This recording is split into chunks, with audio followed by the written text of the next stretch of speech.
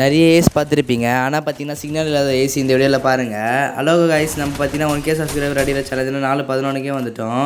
இன்னும் பார்த்தீங்கன்னா பாதி சப்ஸ்கிரைபர் போனோமான்னு கேட்டால் கிடையாதுன்னு சொல்லி ஆகணும். கொஞ்சம் ப்ளீஸ் கைஸ் சப்போர்ட் பண்ணுங்கள். மல்டி கண்டென்ட்லாம் நம்ம போட்டுட்ருக்கோம். இந்த ஒரு மேட்ச்சில் பார்த்தீங்கன்னா 2 ஏஸ் பார்த்தீங்கன்னா அடிச்சிருப்பேன். நெட் இல்லாமே 3 ஏஸுக்கு பார்த்தீங்கன்னா இந்த மிஸ் ஆகிட்ருக்கோம். 3 ஏஸ் அடிக்கிறதுக்கு. இங்கே பாருங்கள், ஃபஸ்ட்டே 2 பேர் நாக் பண்ணுறேன். அதை வந்து நெட் இல்லாத டைமில் வந்து அடிச்சிருவான்.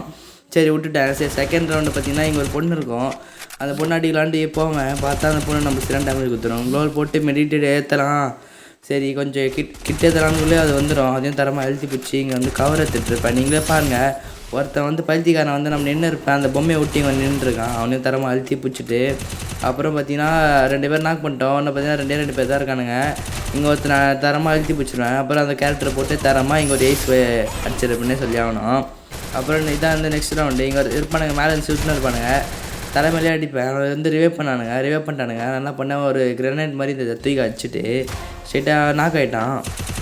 அப்புறம் பாருங்கள், நீங்களே என் கேம்லேயே பிடிச்சா லைக் பண்ணுங்கள். ஓகே, நீங்களே பாருங்கள்.